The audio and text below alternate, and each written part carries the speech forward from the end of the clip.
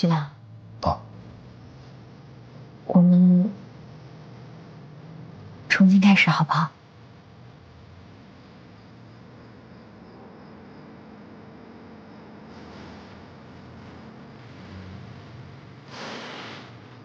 徐亮，你现在知道我的心意了吧？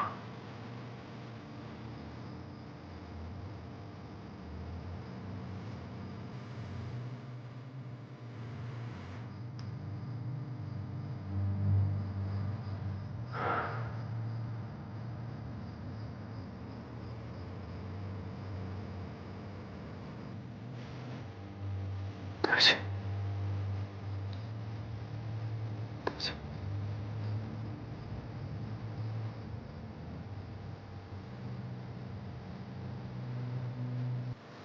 依莲，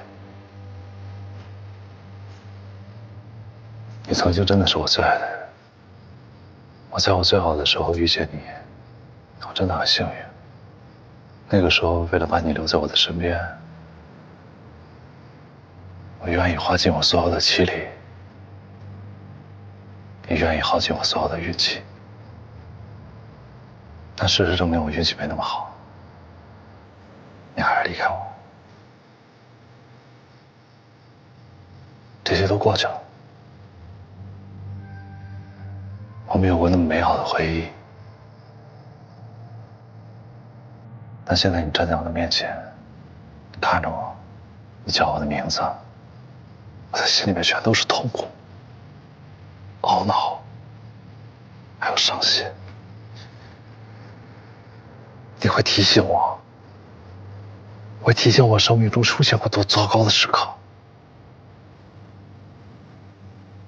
你问我还可不可能在一起？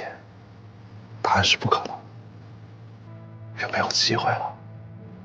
我真的每次看到你的时候，每次你出现的时候，我就会想起你走那天发生的所有的事情。我现在跟你说话，每一分钟对我来讲都是一种煎熬，你知道吗？对不起，该道歉的人不是你，该道歉的人是我，该死的人也是我。对不起，对不起。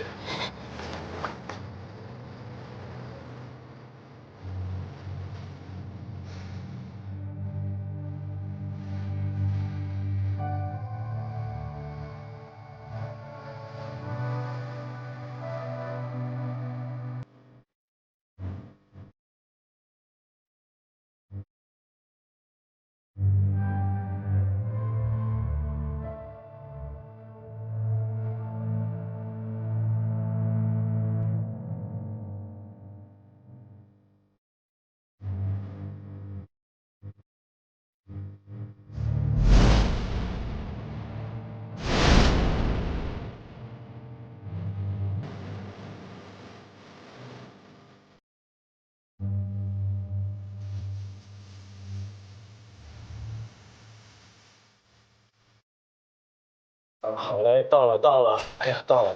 你别拽我呀！你别我喝酒呢。行了，不，走，我不，哎呀，我没喝完，哎呦，我是跟他们我的姐 PK 姐，呢， PK 什么呀？你这小酒量还 PK 呢，跟人家？你质我酒量是吧？啊，不至于，你最能喝，没有，走，对不起，走吧。在哪呀？这是你房间，我的邱大小姐。那你在干嘛呀？这是客房服务时间，好吧？我是客房服务，我来帮你端茶倒水啊。哎呀，哎，来，哎呦，被子拿着，哎呦，这，来，把外套脱了，来。衣服不能脱，耍流氓呢！还挺警惕的。来，躺下吧。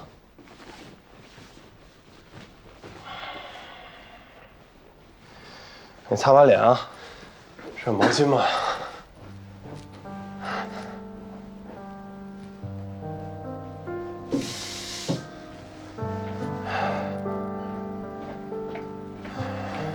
来，擦擦脸啊，来。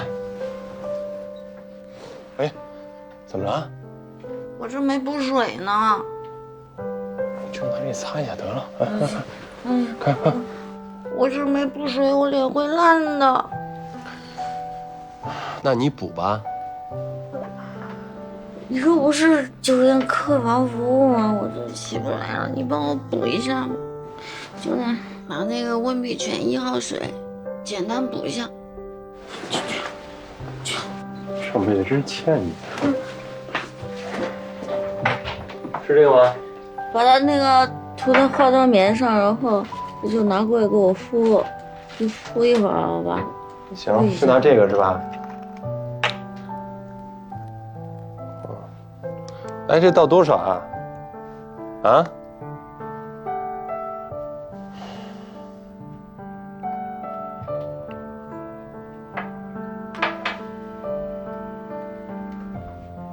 差不多就这样了。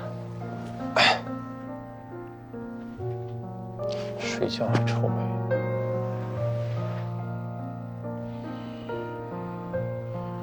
放心吧啊，脸不会烂的，给你秒补水。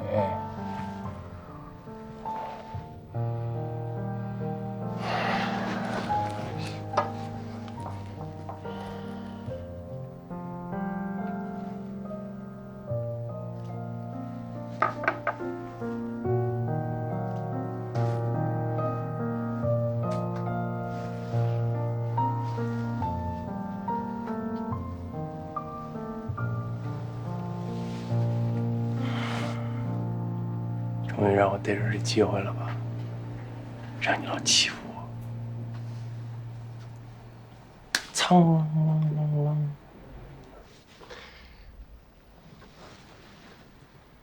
有刺客！没刺客，没刺客，我是护驾的啊。你这最爱的温碧泉秒补水给你完成了。来，赶紧睡觉。哎呀，姐姐。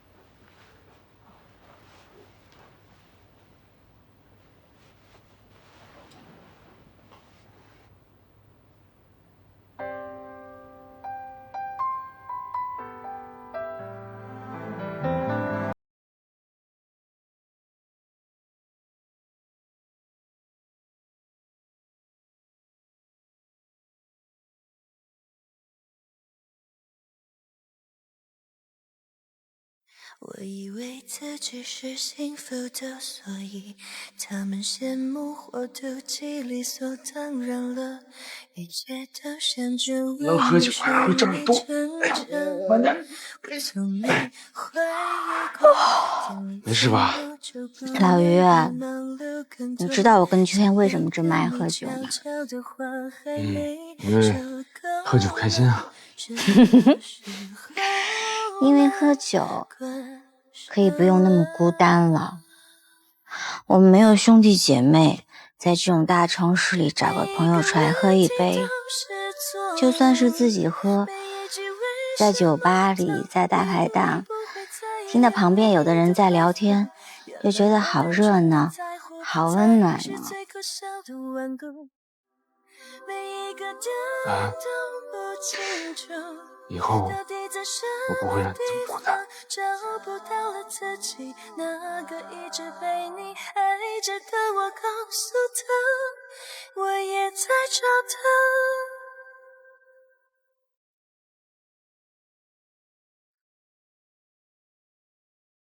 熟悉一次跌落谷底的昏迷，苏醒在疼痛反复跳动的原地，我淡淡深深的沉是了，抬头，你现在知道我的心意了吧？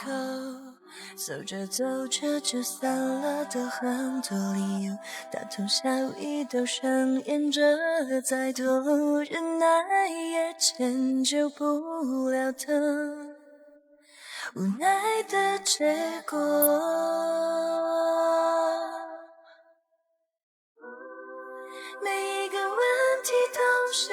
李凡，我是不是还可能开始？答案是不可能。因为我一看见你，我就会想起你走那天发生的所有的事儿。现在跟你说话的每一分钟，对我来讲都是一个煎熬，你明白吗？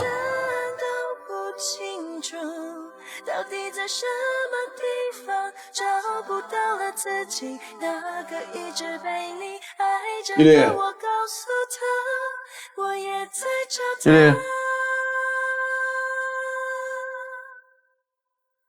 每一个问题都是错误，每一句为什么都明明不会在意你的回复，原来我单纯的在乎才是最可笑的顽固，每一个答案都不清楚，到底在什么地方找不到了自己，那个一直被你爱着的我告诉他，我也在找他。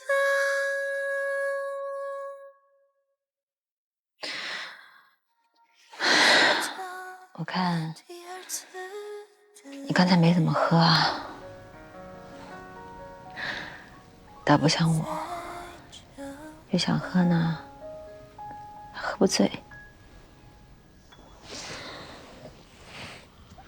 月亮，你喝多了。哎呦，你非常能睡觉。哎呀，你喝多了。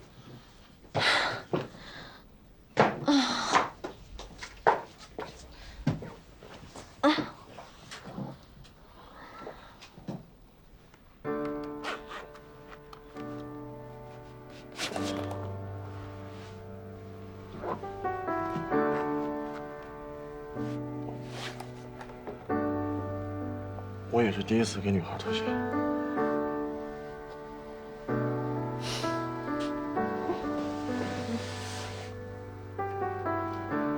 你们男生现在都这么会哄女人开心吗？姐，你喝多了，我先走了。不许走。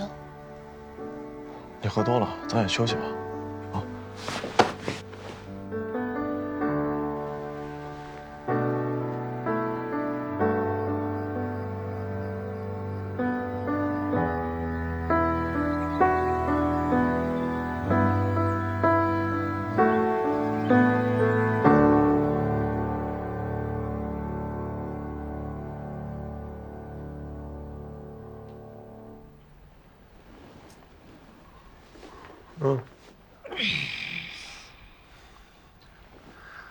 干什么？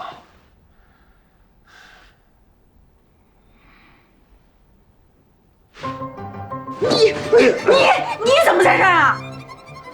什么？我怎么在这儿？你昨晚喝多，我留下来照顾你的呀。那你也不能在我床上呀。我昨天房卡找不着了呀。那你不能让我睡浴缸吧？房卡找不着了。我看你明明就是什么？啊？哎，你在想什么呢？没什么，不，说出来，你在想什么呢？我没有往那想，哪儿？我没有往那想。不，你讲出来哪儿呢？哎，你肯定在想那个。哎呦，秋天呢，羞不羞啊？哎，行，不逗你玩儿。你都不知道你昨晚喝多了有多烦人。凡是你做的事情都特别迷人，让我忍不住想留下来照顾你。求生欲还挺强的。秋天，你都不知道，你现在呀真的是特别美。我卸妆了还这么美？哦，特别美。那我看看我素颜有多美。哎，别，那什么，我去跑个步，然后一会儿咱们俩吃早餐的地方见啊。哎呀，你跑步要这么早啊？干嘛？先让我陪你多睡一会儿啊？干嘛？哎呦，这才几点钟啊？你就要跑步？真是。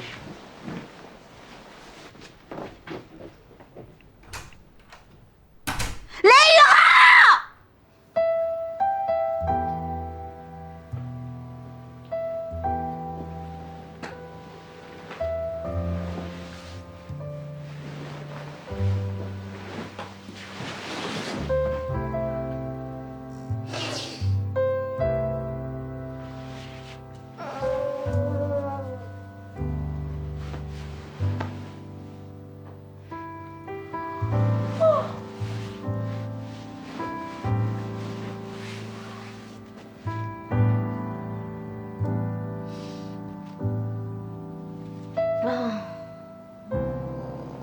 好痛。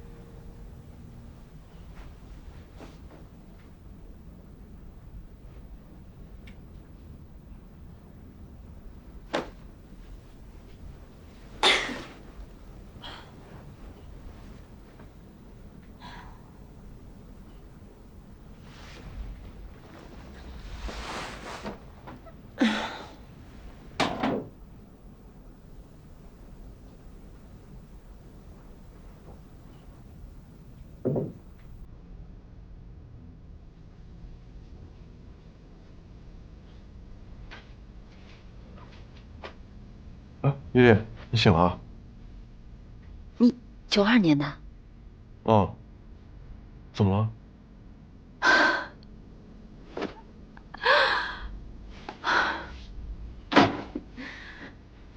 ？92年，我都会写方程式了，而你还是个细胞。恋爱又不是数学题。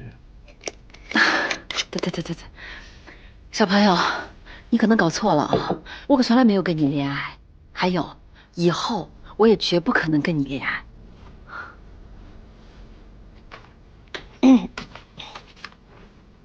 丽丽，你要觉得我哪里做的不好，我可以改。你哪儿做的都很好，你现在需要做的是，就是把你自己照顾好，然后把这件事彻底忘掉，我就谢天谢地了，好吗？我做不到。什么？我说我做不到。那你想怎么样？我喜欢你，我要你跟我在一起。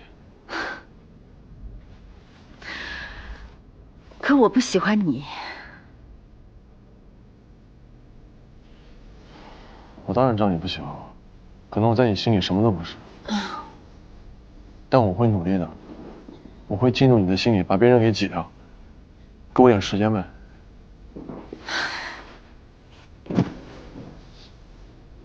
行了，小朋友，你呢有的是时间，而我的时间很宝贵。我要用来工作，还要用来追求我爱的人。你呢，也挤不进我心里，因为那个人，他不是住在我心里，而是那个人，就是我的心。我要去洗澡了，出来以后，希望你已经离开了。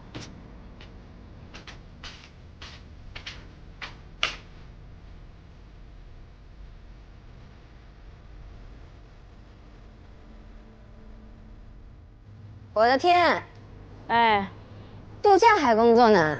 一个游戏公司的新品发布会出了点问题，刚刚给我打电话，特着急。啊，那不会假期还没有度完就得赶回去工作了吧？不好说呀。这么拼啊？你的中国好男友呢？雷宇豪啊，他6点说出去晨练跑步去了。昨天晚上你们住一起的？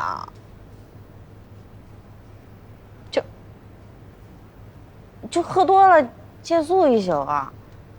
我们之前也出现过类似的情况，我什么都没有做，什么都没有干，什么都没有发生。哎呀，我就随便一问，你激动什么呀？这不明显的指定无印300两吗？没有激动啊，我就是激动的性格。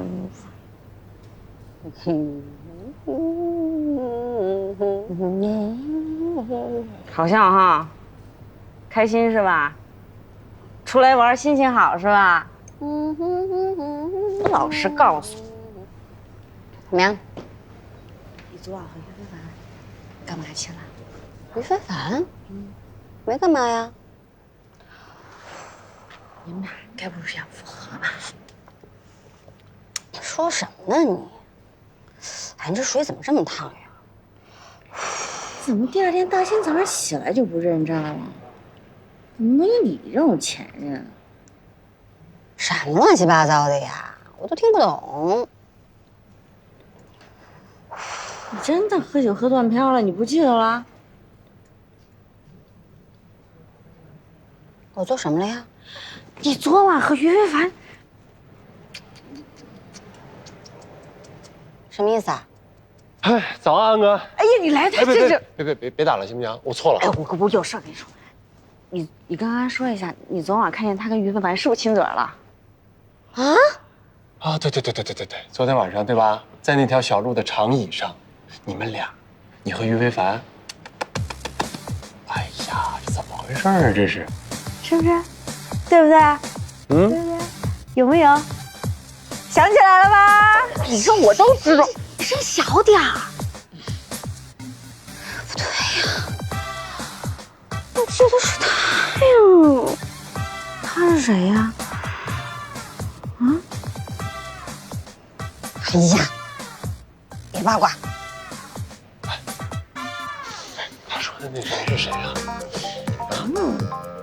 不是发生什么了这个？所以说嘛，越是说自己能喝的人越得少喝。怎么会这样呢？于非凡的人呢？走了。走了？亲完我他就走了？不奇怪啊，他能抽空出来陪你度假才不正常，好不好？徐朗也走嘞。啊？徐朗为什么走呀？他给我发信息，他跟我说他回上海了。你们律师楼有事儿啊？说是有事儿啊，但是没跟我细说。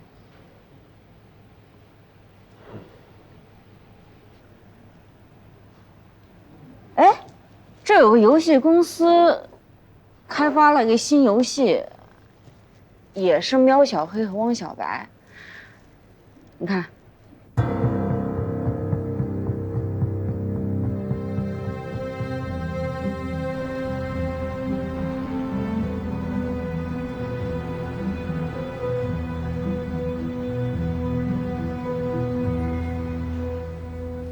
老大，辛苦啊，假期还要陪我过来加班。你在跟我客气吗？明知道我们大龄单身女青年假期都没事干，就别刺激我了。明白了，我之前让你把非凡漫画条漫区后台数据最好的那几个拿到版权中心去注册备案，都在这儿了吗？我去了，但是其中有很多名字或者形象这块已经被注册掉了。廖小黑和王小白呢？我想说的就是这个，他已经被 Eraser 公司抢注了，跟我们就是前后脚的事儿。被 Eraser 抢注了？就刚刚。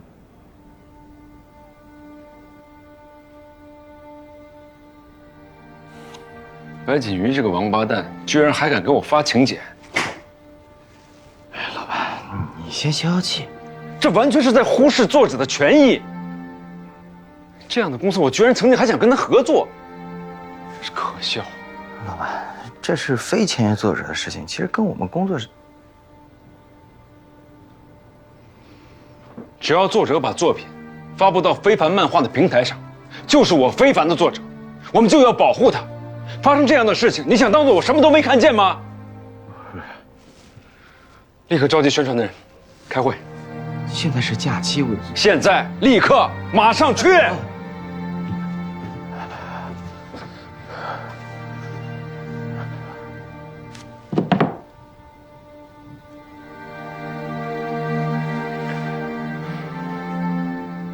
徐律师，你可能要提早结束你的假期了。有些版权的事情需要你回来处理。哦，那最好，待会儿工作室见。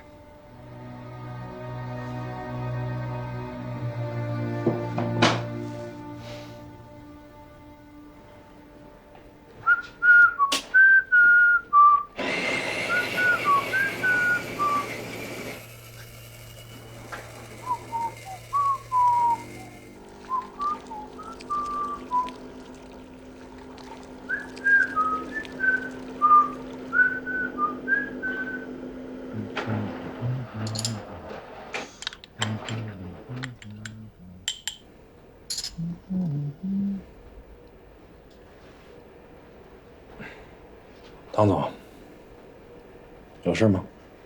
没事，请您让开。不是，那请咱们都是做游戏的，你跟作者没啥差别，你干嘛要做这么缺德的事儿呢？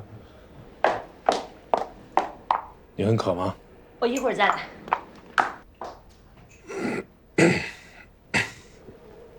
我知道你想说什么，大概跟于非凡跟我说的话差不多，对吗？你们都是好人，我不介意做一回坏人。我们就在各自的阵营里面各自安好，求同存异吧，谁也不要说教谁，好吗？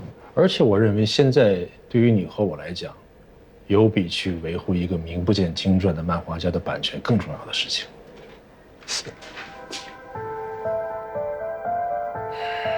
唐小泉，为了口袋恋爱这个游戏，我所做的每一件事情合情合理合法，你就不要再纠缠我了，好吗？而且我真的没有时间在这跟你讨论什么道德问题，我要对公司负责，我要对股东负责，我还要对市场负责，这3点都做完了，我的任务也算完成了。到那个时候，我做的是对的还是错的，我们自有分晓。让开！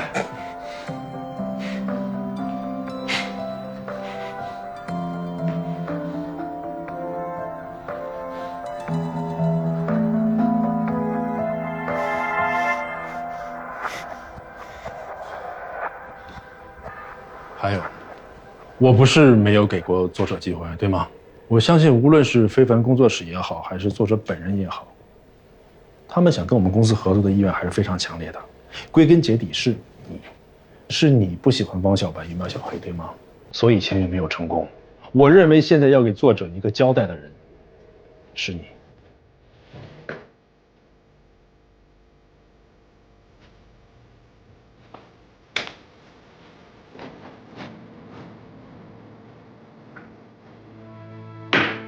这位女士，您跟我们汤总没有预约，所以麻烦您在这里等一下。他现在当然不会见我，但我知道他就在里面。女士，抱歉，真的不可以。这是不是，找什么呢？他跟汤总没有预约。你随便。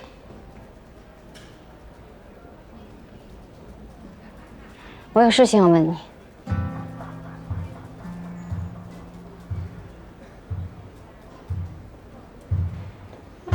哎。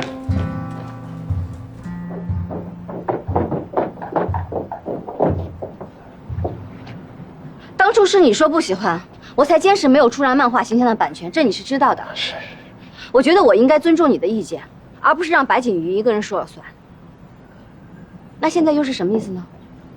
是你突然又改变主意了，还是说从一开始你就没有打算跟我或非凡漫画想通过正当的手段合作呢？都不是，你到这边说好不好？那是什么意思？你微字又是什么意思？这么大家游戏开发公司就是这么对待作者，这么对待版权的吗？你们是怕我狮子大张嘴，管你们要天价吗？老实说，如果大家聊得好的话，版权转让费这件事情对我来说，是我最后要考虑的环节。也都不是。好，我听你说。如果我告诉你这整件事我跟你一样都不知情，你能不能信我？那是谁？我跟你一样，都是通过这口袋恋爱的宣传稿，要不然就是其他什么渠道，才知道最终他的动画形象选定了汪小白和苗小黑，所以我基本上能够肯定，我这个游戏开发者是整个 Eraser 公司里面最后一个知道这件事的人。那白景瑜白锦瑜，他基本上已经把我架空了，我现在也就是写代码而已。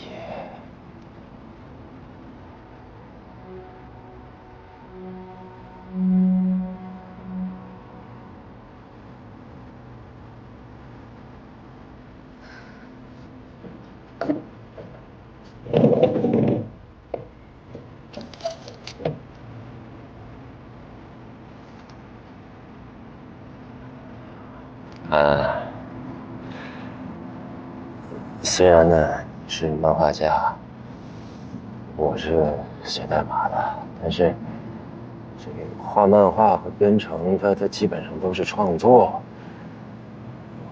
我们都是作者，所以你的心情，我觉得我是可以理解的。其实从一开始，我知道我的条漫被这么多人喜欢，自己还成了游戏的主角，我心里还是很开心的。但是以这样的方式真的太憋屈了，就好像自己被排除在外了。那就一起啊，一起参与进来，我们把这件事情做好。一起？你和我们2个人去找白锦玉，去要回我们的权益，去积极合作。可是我知道每年的这个作品是你送给你太太的礼物，而且今年这个尤其的重要。其实当时不选这个动画形象，他也不是因为我或者是我太太不喜欢。那是为什么呀？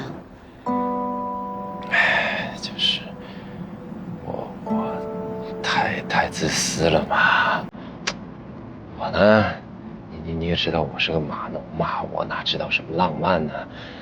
但是我又特别想给他浪漫，就我太太呀。那你看于瑞子刚创立的时候很小，他像个小宝宝一样，那我可以送给他当礼物。那现在于瑞子变得太大了，看看她是个庞然大物，她是这个圈子里面 top 1的一女性手游制造厂商，她承载的东西太多了，我已经没办法再拿她去当做礼物送给我太太，那样太不负责任了。我觉得从口袋恋爱开始，应该忠直以前的做法，而且我和我太太说不定也需要一些新鲜的浪漫。恐怕你是最文艺的码农了吧？所以说，你已经决定要退让一步，跟白锦瑜谈合作了。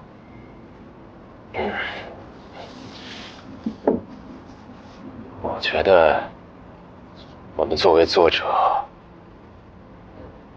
保护自己的作品是最重要的，其他的事情都可以让路，你觉得呢？如果你更重视的是你的作品本身，那我们就选择另外一条路走，但需要你反复思量，需要你妥协，需要你让步，但是最终我相信获益的会是你的作品《万法邦》和《吕氏庙》。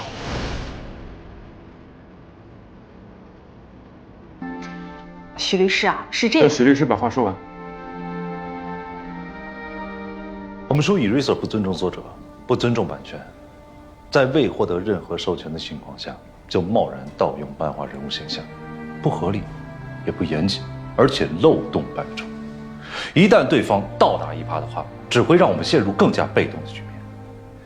我们只是实事求是，而且就凭非凡工作室和我这些年积攒下来的口碑，我相信Eraser会让步的。李总，您未免显得太乐观了。Eraser现在面临的是新品发布的关键节点，他的负责人白景瑜整个的状态是战斗状态，他要对项目负责，要对Eraser负责，更要对背后的投资人还有股东负责。他不允许自己有任何的失败和错误。我们贸然把舆论牵扯进来的话，只会让白景瑜无路可退，到时候他破釜沉舟，咬定自己没有问题。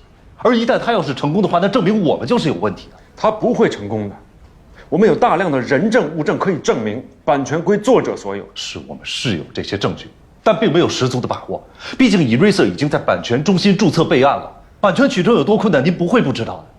那你的意思是我们继续保持沉默了？我当然没说要保持沉默，我会尽力在合理的范围内为您争取最大的权益。作者对我们抱有100%的信任，在他们需要帮助的时候，我们能做的只是在合理的范围内帮他们争取到最大的权益吗？现实就是这么残酷啊！版权法对于作者来讲也没有绝对的公平。认清事实，据理力争，这是第一步。如果您想要发声的话，我劝您做好所有的准备之后再走出这一步。不，我坚持要在第一时间发声。现在有 Eraser 这样的公司做出了不好的示范，那么接下来就会有千万个公司效仿。我们哪管得了千万的公司？我们先保护好我们自己这一个好吗？我希望我们可以争取和 Eraser 达成合作，在合作的过程当中，我们为作者去争取他最大的利益。这样一来，我们可以一举两得：第一，保护了作者；第二，为我们非凡工作室所有的非签约作者做一个好的示范。OK， 徐律师，你不要觉得我这么顾全大局的做法是不在意这位作者的感受，相反，我非常在意他，我也希望帮他争取到最大的权益。更重要的是，我比你更了解他，也比你更了解非凡工作室，我知道什么样的做法才是对他们最好的保护，所以我坚持我的想法，要在第一时间发生。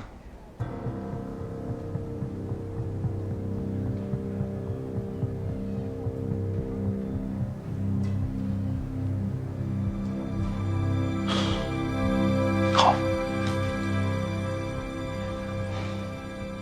我作为非凡工作室的法务，我有这个责任，在法律层面上给您合理化的建议。但是采纳还是否定，最终决定权当然在您。但是我有义务告诉您未来可能会发生的结果。如果你一意孤行，坚持要发布这份声讨 Eraser 的声明，我可以很负责任地告诉您，您将面对的是 Eraser 疯狂的反驳。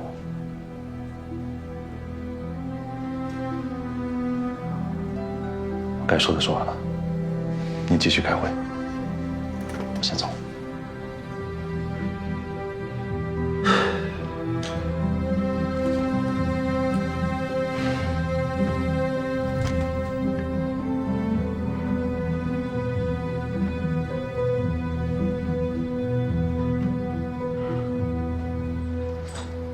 准备好了。哎，那你去忙吧。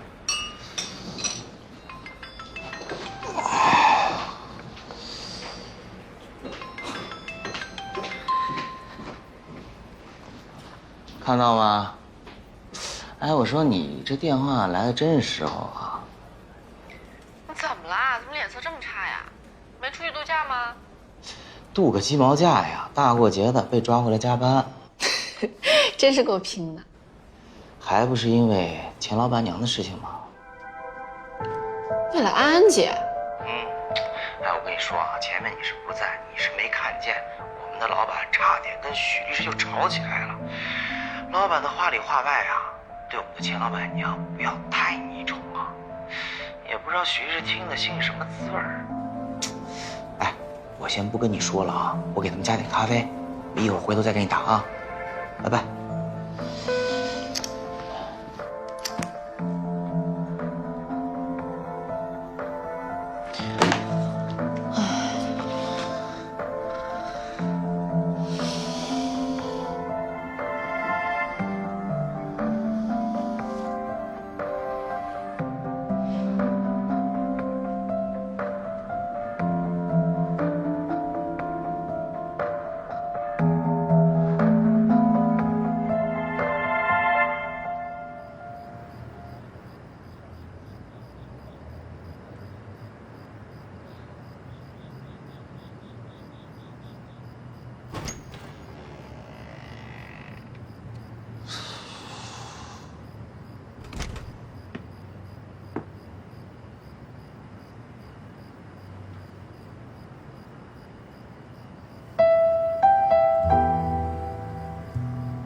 你还好吧？啊？你指什么呀？为什么提前回来了？上海这边突然有点重要的工作，所以就回来了。哦，我还以为是别的事情。除了工作没别的事儿。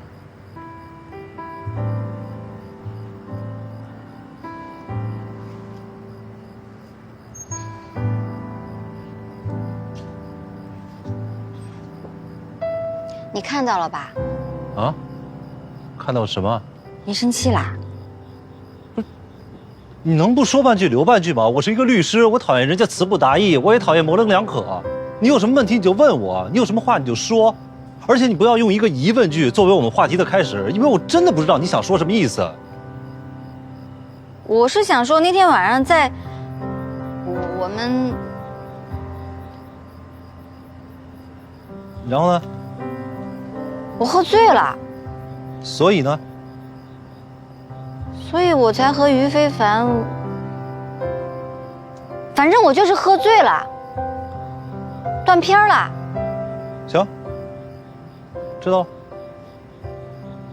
就这样。不然呢？你想我怎么样啊？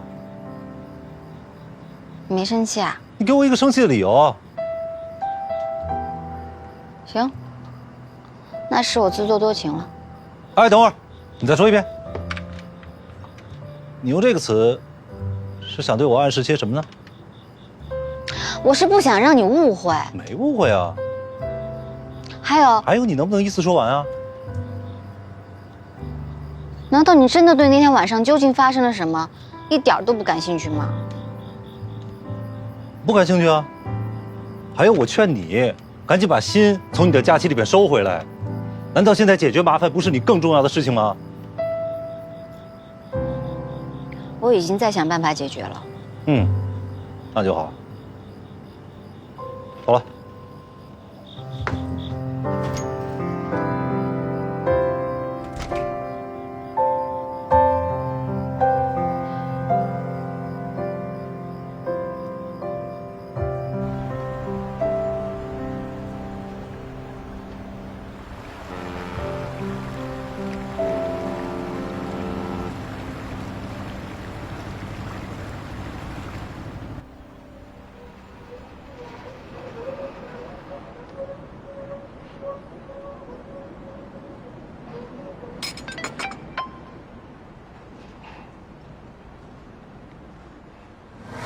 哇，爆炸性新闻，快来看！于非凡为作者。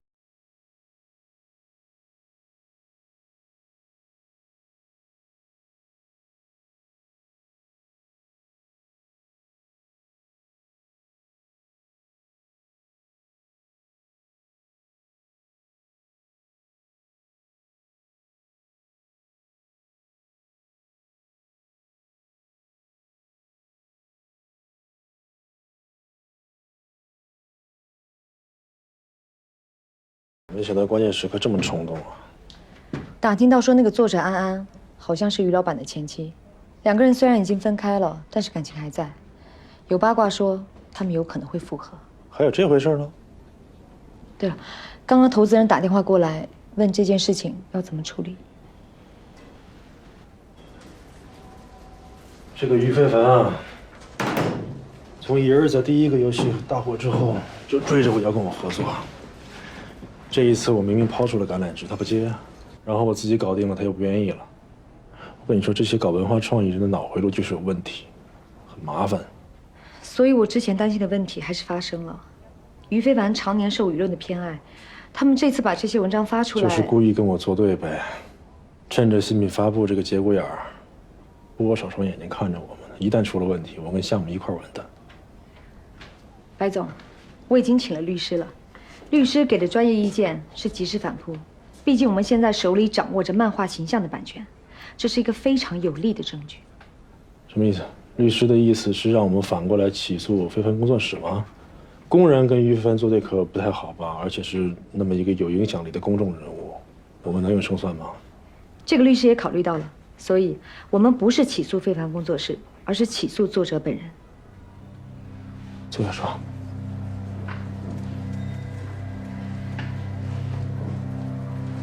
首先，作者是非凡漫画的非签约作者，并不受非凡工作室的制约和保护。我们起诉作者，于非凡那边自然没有立场说什么。对外，我们只需要宣传说，这是 Eraser 和非凡工作室之间，因为作者为了要更多的版权费，私自改口而产生的一个误会就好。其次，我们这次不是为了要告倒谁，而是为了引导舆论。我们只要让大家相信 Eraser 和非凡工作室都是受害者，作者才是问题的核心。最后，也是最重要的，我们必须要证明汪小白和喵小黑最早是我们自己的设计。这怎么可能呢？到时候要举证材料，我没有啊。我们有。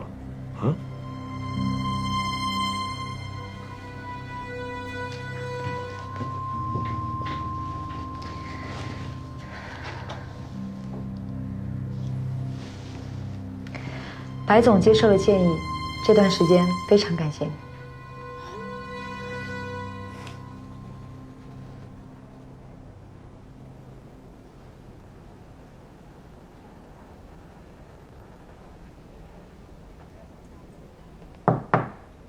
老大，进来。这里有一封 Eraser 公司寄过来的给非凡工作室的律师函，看过了吗？我看了，没什么事儿。哦，您之前不是说于老板一旦发起了维护作者版权的舆论攻势，白锦瑜就肯定会有动作吗？我们现在就收到一个律师函，警告非凡工作室不要借助自己的舆论优势在网络散布虚假信息，他压根儿就没提版权的事儿。我还以为我们会收到法院传票呢。会收到的，但不是我们。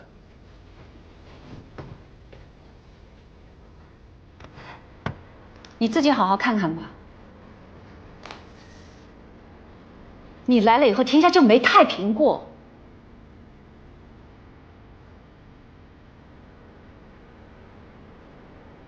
怎么可能呢？前两天我还看到非凡工作室在……于老板不说话倒还好，他为了护着你，搞得这么高调，肯定是把他们给惹毛了。人家现在正是宣传新产品的时候，还不抓着你猛撕？我本来还打算找白景玉谈一谈，如果可以合作的话，那就不要再浪费时间打仗了呀。合作？那边刚刚开始游戏的宣传，于老板就狂轰乱炸的来拆台，你觉得还有可能合作吗？扯远了，我把你叫进来，我有话要对你说。您说。我也是作者，我能理解你，但你也得理解我。大王工作室在行业内的口碑一直以来都不错，从来没有说为了多拿钱而抬高价这样的事情发生。我也没有。我知道他们这样的指控是为了达到他们自己的目的，但是我相信没有用。虽然你一直以来在非法漫画连载条漫是你私人的事情，但是你毕竟是我大王的助理，我拜托你处理好这件事情。现在他们说要起诉你，这对一个作者来说不是一件小事。要是真上了法庭，我不想得罪任何人，我帮不了你。如果最后搞得大家都很难看，那我也只能请你离开。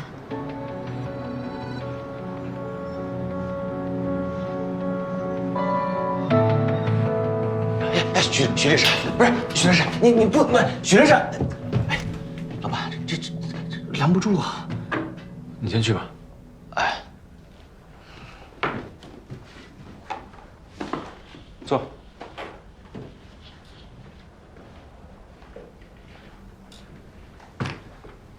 我知道你为什么来。那你也应该知道接下来应该怎么去做了。薛律师，你作为工作室的法务，我希望你能跟我站在同一条战线上。当然，我相信我们的目标是一致的，但是如果选错了道路，目标和结果只会是南辕北辙。这么说，你还是要跟 Eraser 合作？首先撤销那些攻击 Eraser 的稿件，然后把作者和非凡工作室绑定在一起，劝 Eraser 撤诉，这样可以保证作者的权益，这场风波才能得以平息。我会亲自找白景瑜谈。这就是你保护安的方式，委曲求全，不断让步。我是在权衡利弊，获得平衡。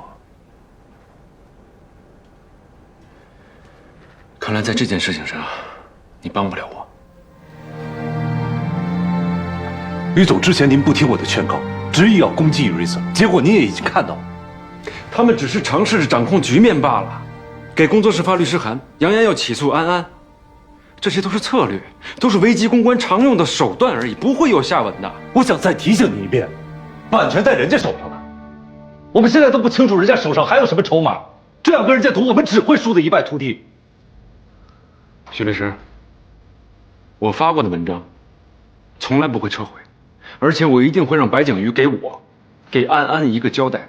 于非凡，现在是赛末点，你挽回还来得及，过了这个点之后，你再做什么都来不及。那时候不管是我还是别人，都再无法挽回这个局面。你说完了吗？说完了，可以走了。好。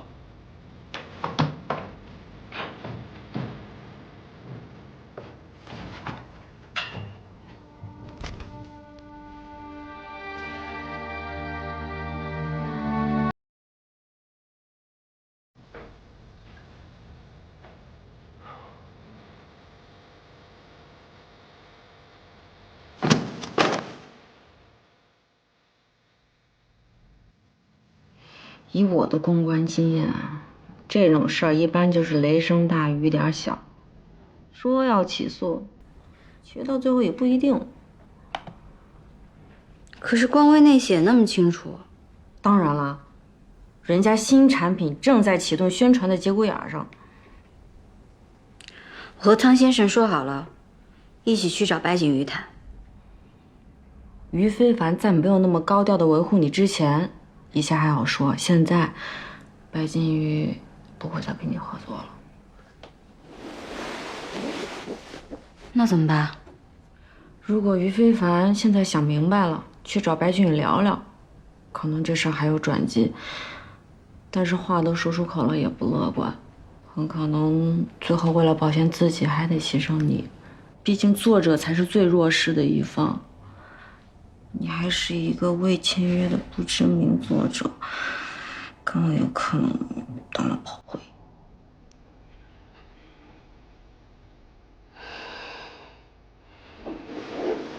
秋天，我真的开始害怕了。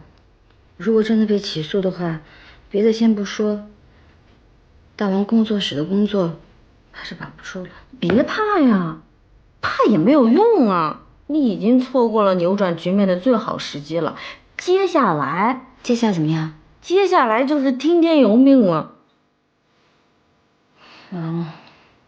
一般听天由命的事我都死得很惨，还有我们呢，我会给你想办法的。我再跟表哥好好聊聊。真是奇了怪了。他怎么就这件事上跟白景瑜杠上了呢？我累了，你说说没事。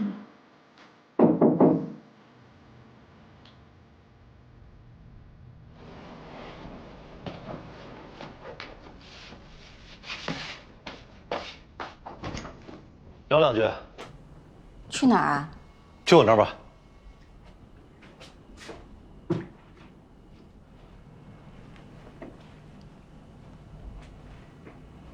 那我去了。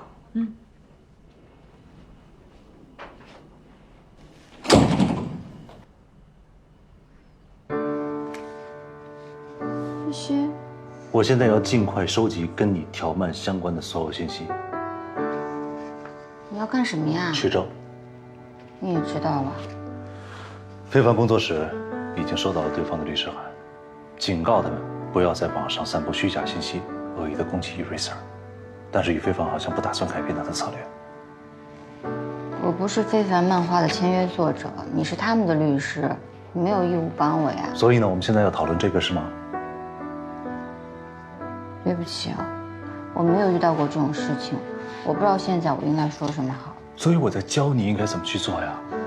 你要尽量收集所有的材料，证明你是原创的作者。OK？ 我本来就是作者啊，这个我还需要证明吗？读过我漫画的人都知道啊。可是版权在对方的手上，白景瑜现在面对什么样的压力，我很清楚。非凡工作室本来要和 Eraser 合作的，白景瑜现在的处境，他绝对不会善罢甘休，他一定会起诉你。所以以我的判断，用不了多长时间，你就会收到法院的传票。已经到这么严重的地步了吗？现在我心里最没底的是，对方律师会在法庭上怎么颠倒是非的说这件事情。我试着打电话跟他们沟通，但是他们都拒绝了。可是我明明才是作者啊！他们拿走我的版权，现在还要反过来告我。现实就是这样，我们没时间想这些。你会赢的，对吧？你是林拜基的律师，你有把握的，对吧？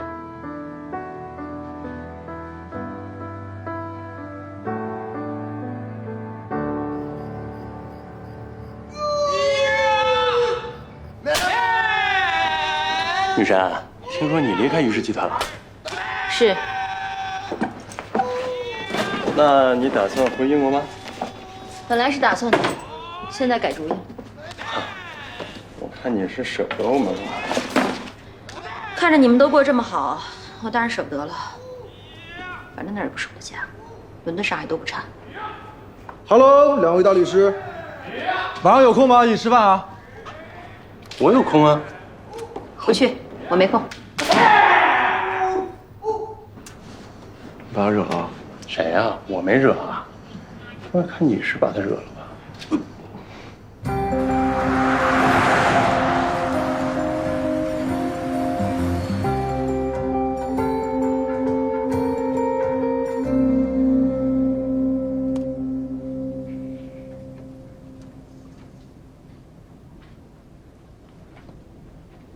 原稿部分我教你能收集多少就收集多少，就这些没了。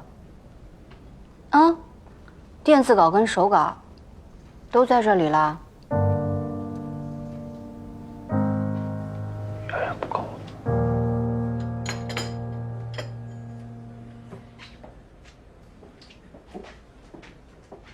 哎，别动，别动，别动！不是你怎么这么小气啊？这不是给你的，这是给老大和安安的，一会儿给你泡啊。这里边什么情况了？进去3个小时了，有没有结果？我也想知道啊，不然我泡咖啡干嘛？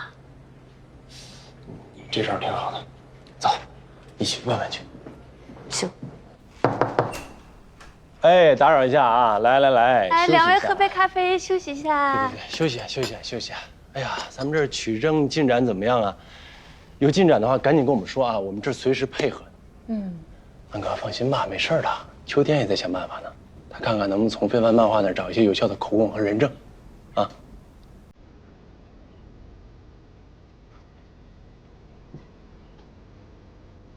那你们休息一会儿，喝咖啡，我们也想想办法啊！好，加油加油加油加油！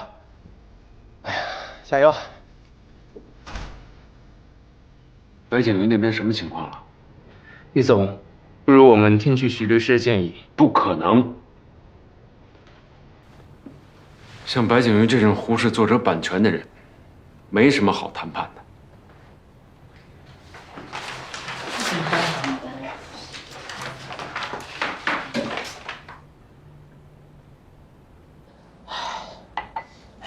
你说啊，我们的钱老板娘，她是不是个扫把星啊？但凡只要跟她有关系的事情啊，哎，我们都跟着倒霉。我跟你说啊，整个办公室24小时，从来没有断过人，整整3天了，现在还加着班呢，里边开着会呢。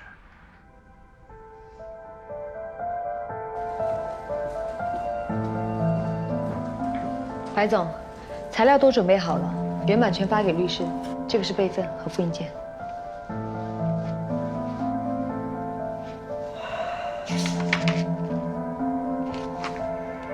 好，有了这些文件就可以放心了，去忙吧。事前，非凡工作室发布声明，引起网友广泛关注。据悉，此次事件的起因是非凡工作室旗下作者创作的漫画形象汪小白与喵小黑被 Eraser 游戏公司抢先注册所致。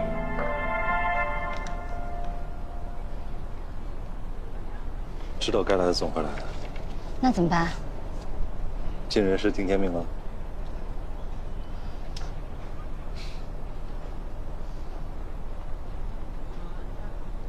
大家一定要注意一下非凡漫画给的这个版权归属的项目书啊。第一，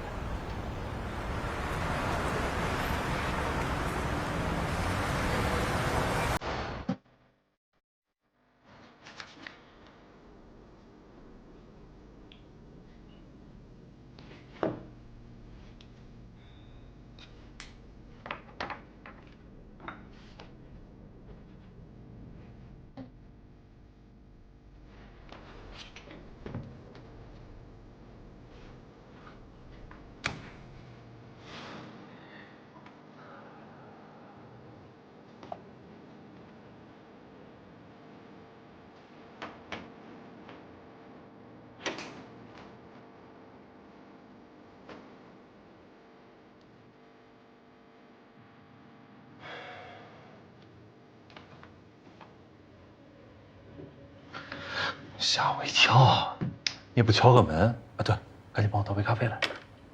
这是非凡漫画条漫区安作品的后台数据，于非凡拒绝提供，但是秋天还是给你弄到。数据没问题，我已经核对过了。我知道了。早点休息吧，明天还要开庭呢。好，你先回去睡吧。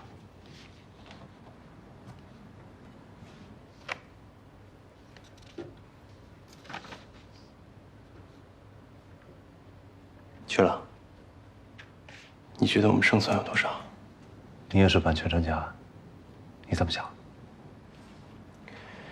我觉得我们根本就没有胜算。我知道你也很清楚这一点。那你为什么还要打？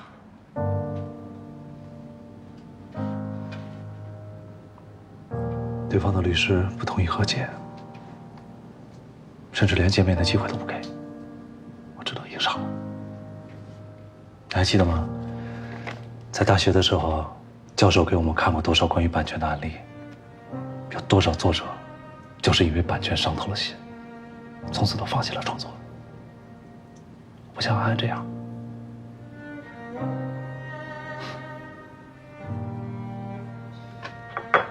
倒杯咖啡。别喝咖啡了，早点睡觉。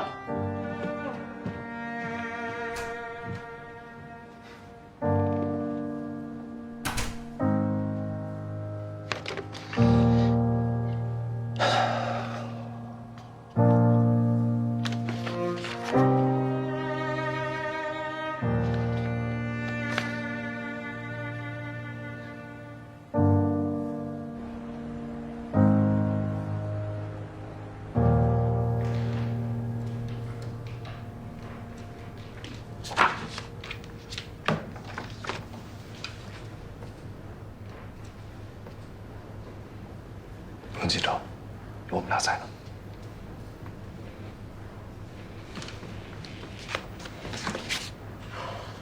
如果我估计的没错的话，白景瑜应该不会亲自到场，而是派出公司代表。应该在最后一刻他们才会出现。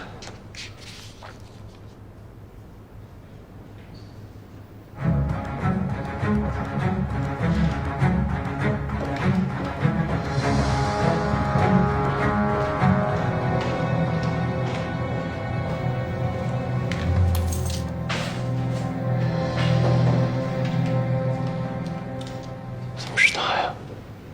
谁来都一样，实话实说就好了。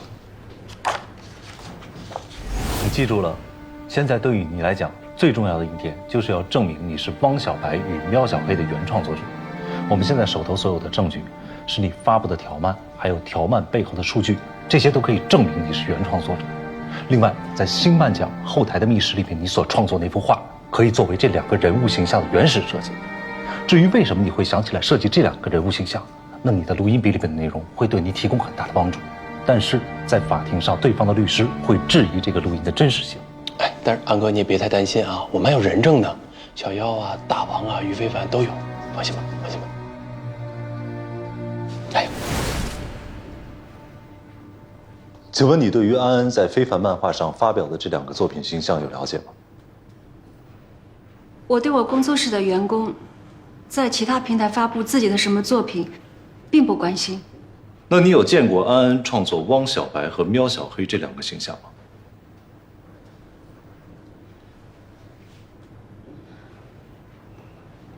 我的确见过，我在工作室里见到过原稿。我没有问题了。原告律师，有问题吗？尊敬的审判长何一婷，我想请问证人，安安是你公司的下属吗？是。如果安安在法律上受到版权纠纷，你的公司会有不良影响吗？会。审判长，证人的身份与本案无关。我没有问题了。汪小白和喵小黑早在星漫奖的时候，安安就已经开始设计了。虽然在星漫奖上他的作品没有获奖，但是也很受大家的欢迎。也就是因为这样，大家都跟着安安追到了非凡漫画的条漫区里了。所以你确定汪小白这个形象早在3个月以前就已经被我的当事人，也就是安安小姐创作出来了，是吗？对的。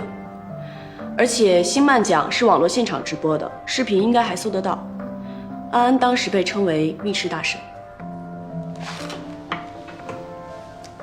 尊敬的审判长何一婷，我想请问证人，你和安安是同事关系吗？是啊。除了同事关系以外，你们还有其他关系吗？你们是朋友吗？是。据我所知，从同事的角度讲，证人和被告在大写 APP 上联名出版过作品，所以他们不是普通的同事关系，而是亲密的合伙人。从朋友的角度讲，证人前段时间母亲生病了，安安提供了大量的帮助，所以他们不是普通的朋友关系。我认为证人的证词不可信。审判长，如果要排除与我当事人有关系的证人，那真相将无法查清。我没有问题了。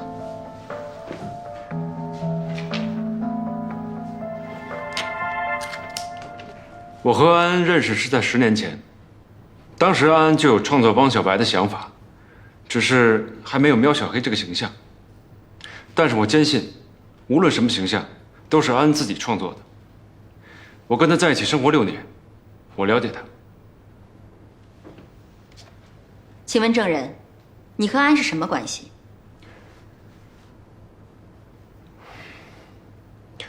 我是安安的前夫。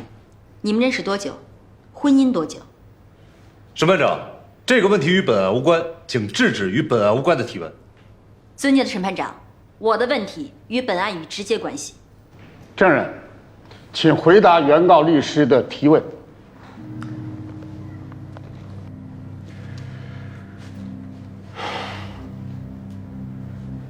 我跟安安认识10年，婚姻关系6年。你和安安有孩子吗？有。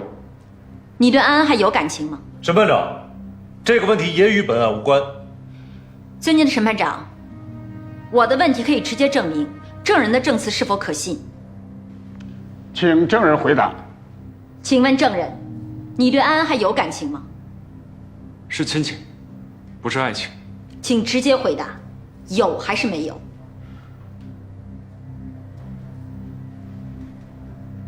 有。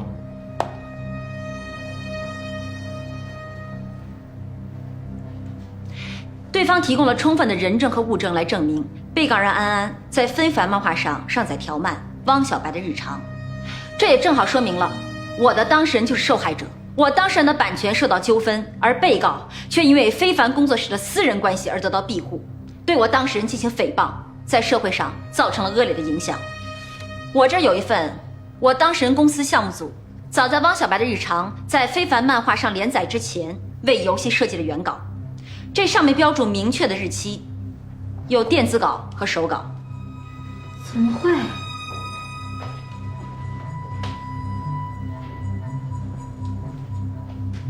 尽管我们现在取证非常完整，但依然不能证明他就是版权的所有者。那还需要什么呢？一个我们没有的东西，一个自从大家开始使用手绘版以后，就再也不会去保存的东西。很显然，被告不知以何种形式得到这份原稿，并且开始创作汪小白的日常。他希望有朝一日这个形象成为游戏的主角，而自己的作品也可以一举成名。反对，请原告律师陈述与本案有关的事实。反对有效。被告曾多次纠缠我方公司总裁汤小泉先生，其目的就是害怕游戏发布以后自己陷入版权纠纷，其骚扰的方式可以说是无所不用其极。我没有，我这儿有一份大厦的监控视频录像，可以充分说明被告是如何纠缠我方公司总裁汤小泉先生的。这3番5次进行围堵，甚至不惜乔装成清洁工。反对。被告或许成功了，或许他打动了汤小泉先生，再或许他私下进行一些交易，这我不得而知。但可以肯定的是，被告的行为已经造成汤小泉先生被赶出了项目组。反对，反对原告律师用这种暗示性措辞。书记，反对有效。原告律师，请注意你的措辞，要陈述与本案有关的话语。尊敬的审判长，除了游戏形象漫画原稿，我当事人还可以提供我当事人公司与被告多次频繁交集的所有内容，包括版权的原版证书。